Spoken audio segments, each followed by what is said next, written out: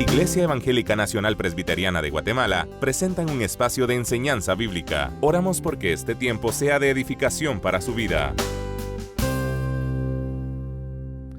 Buenos días, mis hermanos y mis hermanas. Nuevamente los saludo en el nombre del Señor Jesucristo. Para mí es una bendición predicar de nuevo la palabra del Señor. Mi nombre es Jenner Miranda, pastor de la Iglesia Presbiteriana Central. Y los invito en esta mañana, hermanos y hermanas, con todo el corazón, a tomar la palabra del Señor y edificar nuestro corazón, a escuchar la voz de Dios a través de la palabra del Señor. Por favor, voy a invitarlo a tomar su Biblia. Vamos a hablar sobre la purificación del templo como un desafío para la iglesia de hoy. Vaya, si no este texto o esta palabra tiene mucho que decirnos a nosotros hoy. Y voy a invitarlo entonces a abrir su Biblia en el capítulo 2 de Juan, versículo 13 al 22. Por favor, tome su Biblia. Es importante penetrar a la palabra del Señor, interpretar la palabra del Señor para que nuestra vida tenga un desafío en este día. La palabra del Señor dice de la siguiente manera: estaba cerca la Pascua de los judíos y subió Jesús a Jerusalén. Y halló en el templo a los que vendían bueyes, ovejas y palomas, y a los cambistas ahí sentados. Y haciendo un azote de cuerdas, echó fuera del templo a todos, y las ovejas y los bueyes, y esparció las monedas de los cambistas, y volcó las mesas. Y dijo a los que vendían palomas: quitad de aquí esto, y no hagáis de la casa de mi padre casa de mercado. Entonces se acordaron sus discípulos que está escrito: el celo de tu casa me consume. Y los judíos respondieron y le dijeron: ¿qué señal nos muestras, ya que haces esto? Respondiendo Jesús y les dijo: destruid este templo y en 3 días lo levantaré. Dijeron luego los judíos: en 46 años fue edificado este templo, y tú en 3 días lo levantarás. Mas él hablaba del templo de su cuerpo. Por tanto, cuando resucitó de entre los muertos, sus discípulos se acordaron que había dicho esto, y creyeron la escritura y la palabra que Jesús había dicho. Oremos al Señor. Padre, con todo nuestro corazón te bendecimos en esta mañana. Gracias, Señor, porque este es un día de adoración y este es un día de proclamación de tu palabra. Permítenos, Señor, con la guía de tu Espíritu, con la presencia de tu poder, guiar a tu pueblo a estudiar la palabra, a reflexionar en este testimonio de la palabra que tú nos has dejado para bendición y edificación de nuestras vidas. Que tu palabra penetre en nuestra mente y corazón y transforme esta palabra, Señor, la vida de cada uno de nosotros. En el nombre de Jesús, amén.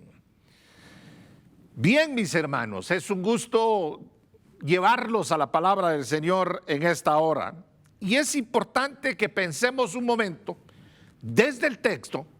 Quiero llevarlos al primer texto, cuando dice la palabra del Señor que estaba cerca la Pascua de los judíos y Jesús subió a Jerusalén. No era ajeno a las fiestas. Jesús se identificó con el pueblo. Recuerda, el domingo anterior se puso al lado del pueblo y compartió con el pueblo esta religiosidad. Y es importante entender cómo Jesús hace su propio análisis a esa religiosidad de su pueblo. Le voy a contar. Cada varón judío tenía la obligación religiosa de la ley de presentarse en Jerusalén al menos 3 veces al año para celebrar la fiesta de la Pascua, la fiesta de Pentecostés y la fiesta de los tabernáculos, según Deuteronomio capítulo 16, versículo 16. La Pascua, mis hermanos, era la más significativa de las 7 celebraciones anuales que los judíos observaban. Consistía la Pascua en el sacrificio del cordero o cabra de un año sin defecto en el rociamiento de su sangre sobre las puertas de la casa donde se había de comer. Este acto protegía los hogares judíos durante el cautiverio a Egipto, mientras que el ángel de Jehová pasaba por todos los hogares hiriendo de muerte al primogénito de la familia. Éxodo 12, del 1 al 14. Esta era una fiesta muy significativa para el pueblo de Israel. Era la fiesta de la liberación. Era una celebración específica de recordar cómo Dios los había librado del peligro, cómo Dios los había librado de la muerte, cómo Dios los había librado del mal. Y en el templo, el propósito de llegar al templo era, mire, ubicarse con toda la comunidad para celebrar la fiesta, para estar identificados en una fiesta en donde reconocían el poder de Dios y la liberación de Dios del yugo de la esclavitud de Egipto, pero también de la muerte. Y es ahí donde Jesús va caminando y llega al templo. Y en el versículo 14, oiga bien, versículo 14, ahí es donde vamos a entrar a hacer un análisis profundo de la palabra del Señor. Mire, mi hermano, ¿qué halló Jesús en el templo? ¿Y qué está hallando Jesús en nuestros templos? Porque la palabra es para transformarnos, para evaluarnos, para ver si estamos haciendo lo que Jesús quiere que hagamos. Y entonces vamos a penetrar, a hacer un análisis de lo que dice el texto. Y dice, y halló en el templo a los que vendían bueyes, ovejas y palomas, y a los cambistas ahí sentados. Mire, no se puede ocultar que la misma realidad que estaban viviendo de la celebración llevaba algunas ventas que eran necesarias para los sacrificios. Ese no era el problema. Mire, no era un asunto de que había que rechazar esta realidad, pero el asunto está en que lo que aquí podemos analizar es que lo que era una fiesta significativa, oiga bien, hermano y hermana, para un pueblo se convirtió en un comercio deshonesto, se convirtió en un comercio que estaba denigrando la fiesta del Señor. Y entonces la indignación de Jesús al llegar al templo se da específicamente de esta manera. Mire, el templo tenía su propósito y los vendedores y cambistas de monedas usaron el templo para sus negocios personales y se olvidaron de Dios, se olvidaron de que era una fiesta para el Señor, de que ellos estaban para facilitar la fiesta de los hermanos y las hermanas, y empezaron a buscar ganancias incorrectas o ganancias deshonestas a través de la situación de los sacrificios. Para ponerles un ejemplo, el Sanedrín controlaba el tráfico de animales para el sacrificio y el intercambio de monedas. Ya el Sanedrín, su pasión se convirtió en ese tráfico, en ese negocio.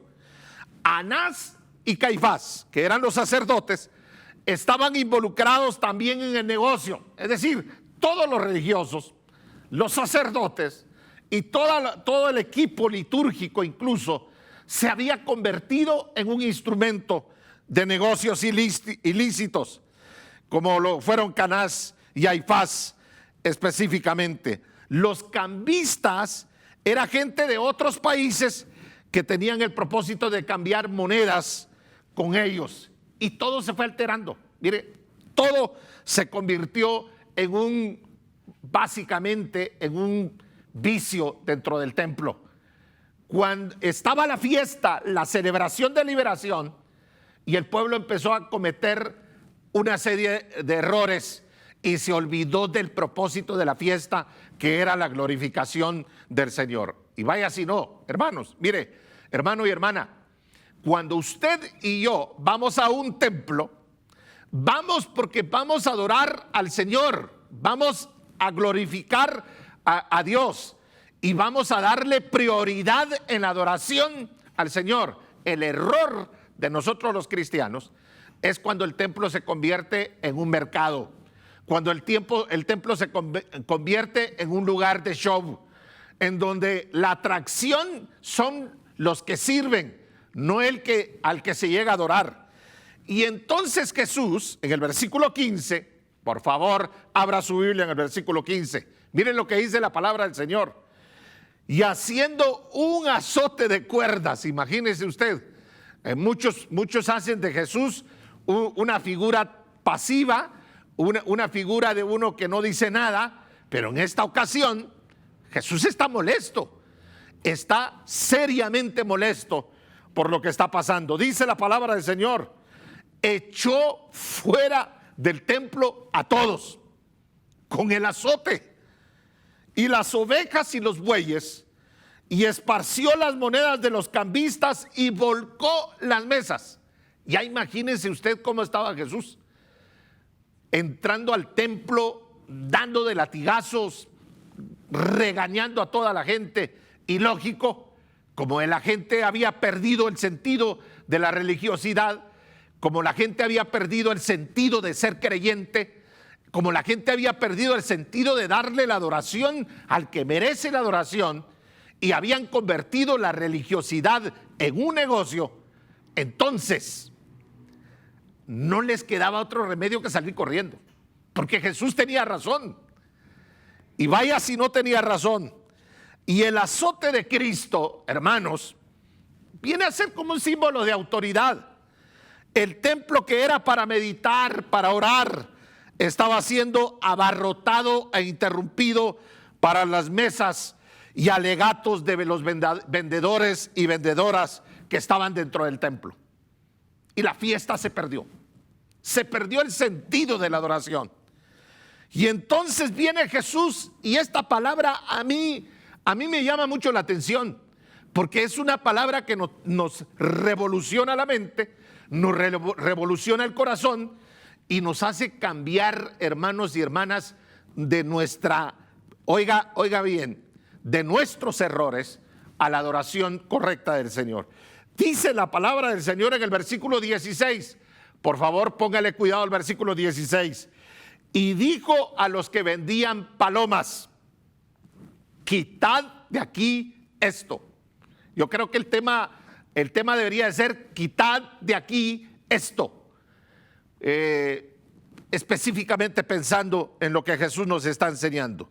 Mire, y dice categóricamente el Señor: y no hagáis de la casa de mi Padre casa de mercado, casa de comercios, casa de ventas. Y aquí podemos, hermano, con todo el corazón le voy a decir, mire, este es un tema para tratarlo profundamente. Este es un tema para reflexionar en cómo nosotros muchas veces, cómo Satanás nos marea a los creyentes y nos hace cometer este tipo de errores, porque detrás de esta gente el poder del mal los estaba dominando. Como hay tanta gente hoy que usa la religión para comercios ilícitos, vaya si no, y eso está, mire, es un atentado delante del Señor. Todo lo ilícito debe ser condenado. Todo aquel que usa la religión para, mire, un negocio sucio, debe de ser condenado.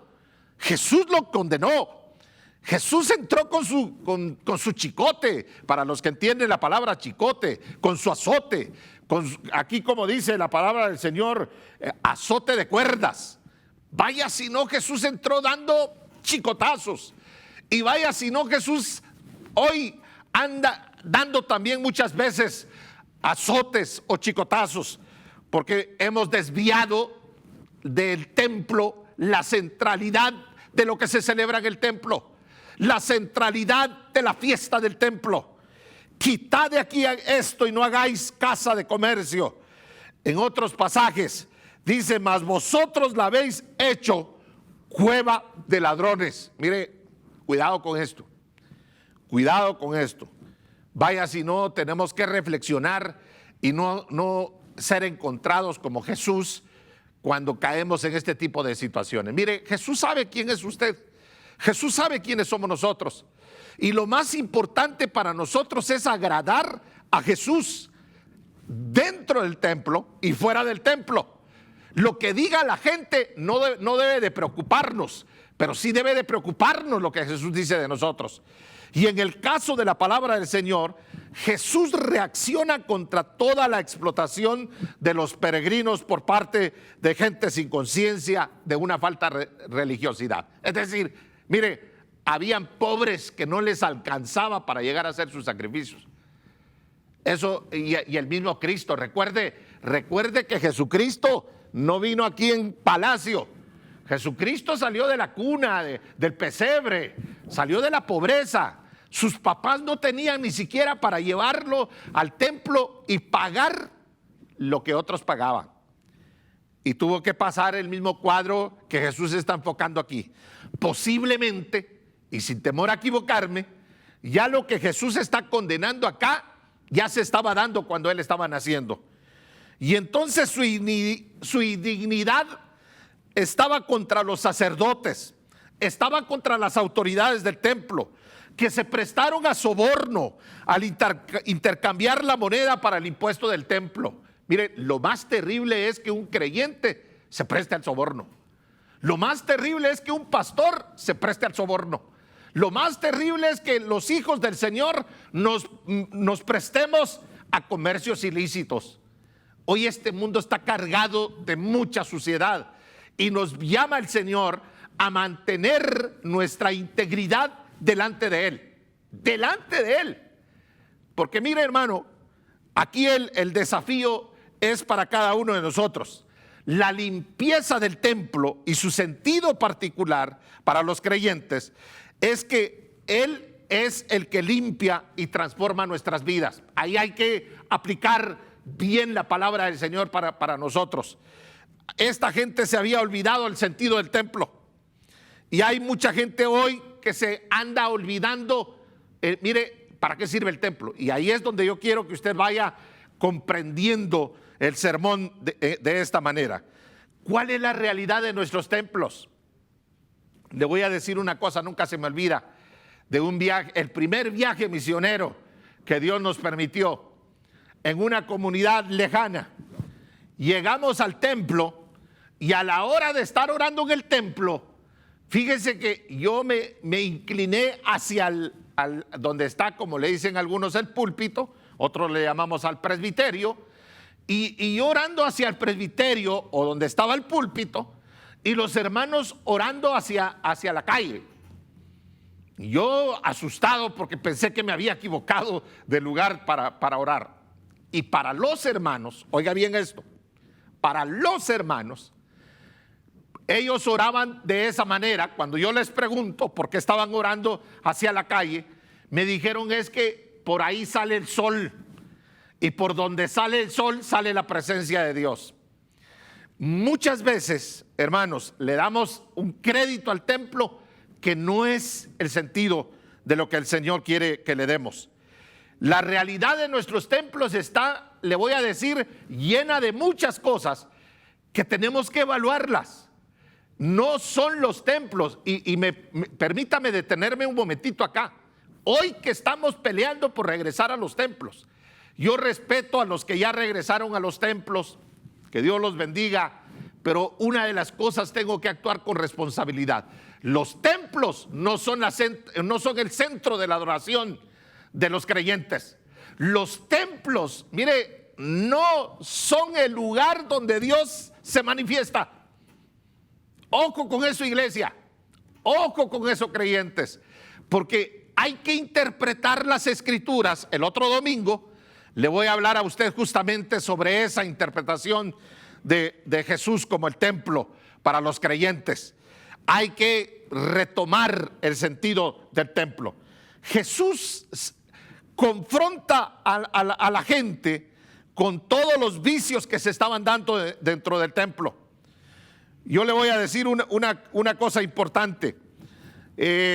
Hay templos hoy católicos, hay templos evangélicos y a veces hay templos en donde se juegan rifas, se juegan bingo, se juegan de todo. Mire hermano, yo creo que hemos perdido el sentido del templo en dos horizontes. El primero, en convertirlo en negocio, en convertirlo en comercio. Y el segundo, en idolatrar un templo. El idolatrar el templo nos hace perder el verdadero sentido de la adoración cristiana. Cuando usted llega a un templo, ahí no hay un carácter mágico, hermano, con todo el corazón y con todo el respeto. Los templos no tienen magia. Es importante que lo sepamos, y tengo que aterrizar diciéndole así: los templos no tienen magia. El que tiene el poder, el que pagó el precio por usted, a quien usted tiene que adorar dentro y fuera del templo, es a Cristo Jesús. Ahí es donde quiero que usted se concentre en esta hora. Entre nuestras iglesias hay muchas casas de comercio. Dejamos de adorar a Dios por el negocio, por caer en las trampas de Satanás. Muchos quieren hacer incluso, mire, yo le voy a decir una cosa, negocios turbios que se dan dentro de los templos. Y es importante, hermanos, que como creyentes evaluemos. Jesús está condenando el comercio. Yo no me quiero meter a profundidad. Cada hermano, cada hermana, cada comunidad sabe cómo camina delante del Señor. Pero Jesús está diciéndonos: quita de aquí esto. Y no hagáis de la casa de mi Padre casa de mercado. Su sentido profundo, fíjese que bien nos lo dice el Salmo 69, 7, 9. Porque el celo de tu casa me ha consumido, y los vituperios de los que te vituperaban cayeron sobre mí. Aquí viene entonces el versículo 17 a hablarnos específicamente de la señal de Cristo como templo. Entonces se acordaron sus discípulos que está escrito: el celo de tu casa me consume. Y los judíos respondieron y le dijeron: ¿qué señal nos muestras ya que haces esto? Respondiendo Jesús y les dijo: destruir este templo. Ojo, iglesia, destruir este templo, y en 3 días lo levantaré. Dijeron luego los judíos: en 46 años fue edificado este templo, y tú en 3 días lo levantarás. Hay mucho que hablar sobre el templo. Cómo empezó la adoración en un tabernáculo, cómo empezó en el arca la adoración en el Antiguo Testamento, va al tabernáculo, pasa al templo, se destruye el templo, y aquí viene Jesús a enseñar cuál es el templo. Y dijeron luego los judíos: en 46 años, vamos al 21, mas él hablaba del templo de su cuerpo. Porque, hermano y hermana, los templos hechos por los seres humanos ya no son el templo de Dios. Ojo con esto. Sin menospreciar nuestras construcciones, sin menospreciar los templos que construimos, el templo de Dios es Cristo Jesús. Y cuando definimos el templo, es el lugar donde se encuentra, es un lugar de encuentro entre Dios, la comunidad creyente, y es importante rescatar este principio básico para la fe de los creyentes. Yo no me quiero, mire, con el tiempo que tenemos, perder sobre una enseñanza básica. La señal de Cristo como templo, hermanos. La relación del templo. Aquí Jesús está hablando del nuevo templo. Ya no más templo de Jerusalén. Por eso no lo logran construir y no lo van a lograr construir. Cuando Jesús está hablando del nuevo templo, está refiriéndose a Él. Y específicamente que la destrucción del templo, básicamente del templo judío, daba lugar al templo, al nuevo templo de adoración que era Cristo Jesús. Y no se queda la palabra ahí, hermano. Miren, las malas interpretaciones sobre esta realidad del templo no nos han permitido en realidad identificarnos con el verdadero templo. Cristo es el nuevo templo, pero no solamente ahí se queda la palabra del Señor, sino que nos invita y voy a invitarlo rapidito para terminar, en 1 Corintios 3:16. Váyase a 1 Corintios 3:16. En 1 Corintios 3:16, ¿no sabéis que sois el templo de Dios y que el Espíritu de Dios mora en vosotros? Donde está un creyente, ahí está el templo de Dios. Donde está un hijo de Dios, ahí está el templo de Dios. Donde está una hija de Dios, ahí está la presencia del Espíritu de Dios. Está en su trabajo, ahí está el Espíritu Santo. Está en su casa, ahí está la presencia de Dios. Está en la calle, ahí está la presencia del Señor. Porque usted es el templo de Dios hoy. Y todos nosotros, todos los que hemos creído en Cristo Jesús, estamos llenos de la presencia de Dios. La Shekinah es permanente, se manifiesta en la calle, se manifiesta en la sociedad, se manifiesta en nuestra casa, se manifiesta en nuestro trabajo. Hay que recuperar el sentido verdadero del templo para hoy. El desafío del templo es un desafío para nosotros hoy que estamos sufriendo pandemia. Dios nos pide no usar nuestra dinámica religiosa como un comercio deshonesto. Los templos no son para comercio, son para la adoración del Señor. Pero le hablo del nuevo templo, de la nueva adoración. Jesús como la realidad del nuevo culto. Jesús como la realidad de la nueva armonía y de la presencia de la Shekinah y del Espíritu Santo. Y a usted, mi hermano y mi hermana, presentado como el nuevo templo de Dios. ¿Sabe usted qué es el nuevo templo de Dios? ¿Cómo está su templo? ¿Cómo está usted? Adornamos los templos con flores, adornamos los templos de mil maneras, hacemos grandes templos preciosos, pero su vida ¿cómo está? Su templo ¿cómo está? Recuerde que en el Nuevo Testamento, en la nueva comunidad creyente, usted y yo somos el nuevo templo de Dios, construido y pagado por un precio que es la sangre de Cristo Jesús. Oremos al Señor. Si hay alguna persona que quiere entregar su corazón en esta mañana, que ha entendido que es el templo de Dios, que ha entendido que Dios se manifiesta en su vida, en su casa, en su trabajo, en su negocio y en todo lugar, dígale de esta manera: gracias, Señor, por hacerme tu templo. Gracias, Señor, porque no tengo, Padre, no, los templos hoy no son los instrumentos o tienen carácter mágico para que yo tenga tu presencia. Tú eres la presencia viva, Cristo Jesús. Y reconozco que donde quiera que yo te clame, tú estás conmigo. Manifiesta tu poder, Cristo Jesús. Gracias, gracias por entrar a mi corazón. Gracias por manifestar tu Shekinah constantemente.